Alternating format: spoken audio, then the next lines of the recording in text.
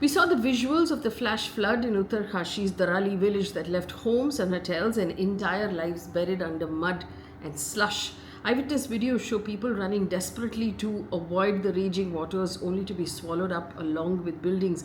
Now, people are calling this a natural disaster, but experts warn that this is entirely man-made and the future could be a lot worse. That's what we're going to look at in this particular video. What happened, what a cloudburst really is. Are the villages in the Himalayan region particularly vulnerable to cloudbursts? And are we as human beings making it worse? Remember, like, share, subscribe, send this video to anyone you think might find this information useful. First, let's take a look at what happened. A cloud burst triggered a flash flood in Dharali, which is a Himalayan village that serves as a main stopover on the way to Gangotri, the origin of the Ganga. Now, officials say half the village has been buried in seconds. 3 4-story buildings were completely wiped out. You can only see the tinned roofs on top of it. And the devastation is now drawing comparison to the 2013 Kedarnath floods. To understand what has happened, we have to first understand what a cloudburst is, right? So a cloudburst is not literally a cloud bursting. It actually means 100 mm or more of rainfall within 1 hour in a small region. The kind of rain a city might see in a month compressed to just 60 minutes. That's called a cloudburst. Now, cloudbursts are common in hilly terrain like the Himalayas. Basically, warm and moist air is forced upwards because the mountains stand in the way. It condenses into clouds and the atmosphere can't hold that water anymore. It dumps everything at once, triggering a flash flood or a landslide. That's called a cloudburst. Like I said, it's mostly common in hilly areas, in mountainous terrains like the Himalayas. As the air rises, so you imagine warm air passing over the plains, it hits the mountains, it's forced up immediately because of the mountainside, it's forced to a higher altitude. It forms clouds and then there is this rain. The upward currents weaken suddenly, the accumulated water falls rapidly, and that's what's called a cloudburst. According to the Indian Met Department, rainfall at the rate of 100 millimeters an hour with strong winds and lightning is called cloudburst if it happens in a 20 to 30 square meter radius. Now, according to the 2022 report by Down to Earth, the minimal threshold is quite high. Only 30 such incidents have been recorded from 1970 to 2016. There have only been 30 incidents, but that now has changed rapidly because of climate change. Now, as climate change is warming the oceans faster, the warmer air is reaching the Himalayas and it's actually causing more and more cloudbursts far more frequent. So in the last decade, the Himalayan region has contributed to a massive rise in cloudbursts, and the trickiest part of all of it is there's no satisfactory technique to actually anticipate or predict the occurrence of a cloudburst, and so nobody can really predict the quantum of the rainfall. So there's greenhouse gas emissions, there's extreme reactions which results in cloudbursts and landslides.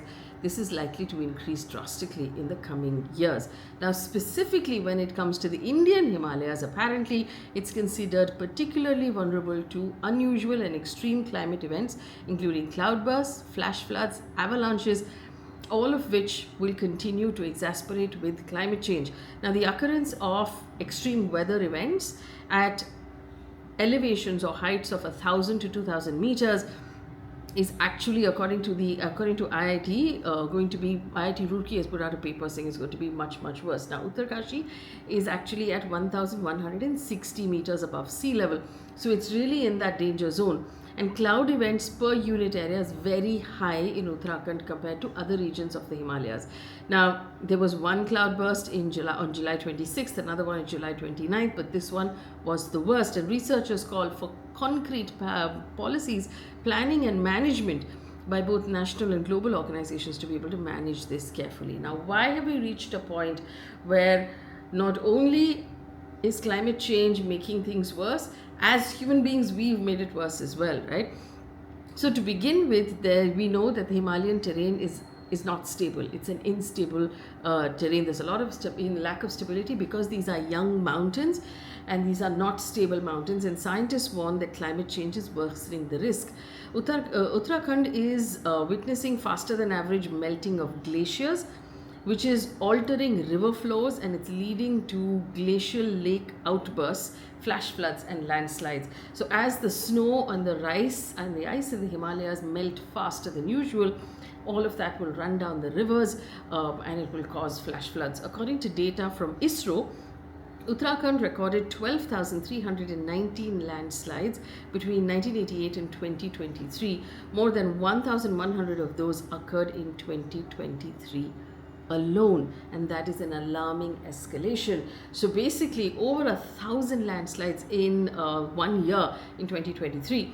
Global warming has made cloudbursts more frequent, and scientists warn that as glaciers continue to shrink, the temporary increase of water volume will eventually give way to scarcity, triggering long-term water crisis. So basically, the entire Himalayan region and the plains after that are dependent on water that comes from the rivers, that comes from the glaciers melting in the Himalayas. Now the glaciers are melting far more than anyone has been used to. And so we have flooding, but eventually what will happen is the water will run out because the ice will run out, and then we will have a water crisis in the entire Himalaya region and the plains that depend on that water. How are we making it worse? Of course, we're making it worse. We are rapidly chopping up our forests in that area as well. Now, data from the Forest Department, accessed by the Times of India in 2020, has revealed that in the state of Uttarakhand, which used to be 70% forest, about 50,000 hectares of forest has been chopped up in the last 20 years. Now, apparently, 21,200 hectares of forest has been lost to mining, hydropower plants, road construction, power distribution lines, water pipelines, and irrigation. Now, you could argue that all of this is for development in the state, but if it's going to result in flooding and it's going to result in death and eventually water scarcity, then what is the point? The highest amount of forest cover has been lost to mining, followed by road construction, power distribution, and hydropower plant projects. Also, tourism has been completely unchecked. According to, this is central to Uttarakhand's economy. And so it has fueled rampant construction across the mountains to accommodate growing number of pilgrims and tourists. More than 56 lakh people who visit Char Dham in 2023 alone. Hotels, lodges, roads, shops are being built on these unstable slopes and these flood-prone riverbanks. The widening of the roads under the Char Dham project has further destabilized this very delicate terrain. This is according to a report in the Economic Times. So basically, they're cutting into the hills, there's deforestation, poor drainage system, riverbed encroachment, and apparently a lot of the construction is dumping its debris in the river. And that is, of course, going to cause mudslides. Now, just a quick reminder to you, there's a Char Dham project, which is a road project and a rail project that aims to link Badrinath, Kedarnath, Gangotri and Yamunotri shrines in Uttarakhand. This is an important project for the current government, and there are reports, very big reports, on what this project is doing to the ecology in the mountains. Now, one Parvez Yusuf, who's a PhD scholar in James Cook University, Australia, he's been apparently awarded the JUC Postgraduate Research Scholarship for his studies. He put out a report in 2023 about the Char Dham National Highway project. He talked about the fact that it's done a terrible amount of damage to the environment, and a huge area of about 600 hectares of valuable forest has been cut down for this project. He also says the Lesser Himalayan range has seen a cutting of 56,000 trees, and a living mountain range is already prone to collapse because its natural defenses have been taken away. Remember, we learned this in school. The hills on the side, the trees on the side of the hills and the mountains actually hold the mud in place, and if you cut down the trees, then that mud is going to slide. The Char Dham project also has created landslip zones, according to him, can cause huge human losses, and biodiversity has been lost. A lot of wildlife has lost, of course, their homes because of environmental destruction. There's also been a problem of constant trash and debris finding its way into the Bhagirathi and the Alaknanda rivers. These are sources to the Ganga and the Yamuna, remember, and it's really bad for the environment, and getting rid of debris by putting it in the river will cause blockages, and that will lead to more flooding. Now, as these waterways cut through the Himalayas, they're important. They're like veins to the body. So they're important to the mountains and to the people who live in the mountains. By not addressing dumping of trash, it will actually lead to massive issues. Now, There's also the railway project. According to a report in News 18, the inauguration of the highest, after the inauguration of the highest railway bridge, India is now on the verge of unveiling the longest railway tunnel that cuts through Uttarakhand. The railway line will feature multiple long tunnels, significantly enhancing travel convenience to those journeying the Char Dham. But what that will mean is, of course, drilling through the mountains, along with the environmental projects, along with the issues around the highway project. There's also the railway project, and there's 75,000 crore rupee project, really. According to Parvez Yusuf, who was writing for the JK Policy Institute, he said large-scale building of tunnels and the railway project will actually worsen the environmental problem in the Himalayas. And what is most disturbing is the unique geology of the area doesn't seem to be taken into account because the drilling is making the ground unstable. Now, I want to remind you that there was the story of Joshimath, which was an entire village that began to crack and to sink because of drilling that was happening in that area. Now, this entire report that we're talking about that this scholar has put out is been added to the description of this video, so you can read it for yourself if you want to. Another report says Uttarakhand is seeing alarmingly frequent landslides because its geography as well is disaster prone. The state lies on the southern slopes of the young Himalayan mountain range. It was formed just 1 million years ago, and the region is seismically active and unstable. Now, according to a 2016 report tabled before Parliament, it found that Uttarakhand had the highest number of unstable zones in the Himalayas. And the tectonic thrust, the fault lines, the plate collisions will make things worse, triggering landslides and earthquakes. In 1991, the Uttarkashi earthquake was about 6.8 magnitude. There was a Chamoli earthquake in 1999, and of course in 2013 the Kedarnath flash floods. These were major disasters in those areas. So there's a combination of many things. One, global climate change that's causing more sort of winds to find themselves, warm air to find itself in the Himalayas, and that is causing more rain to begin with.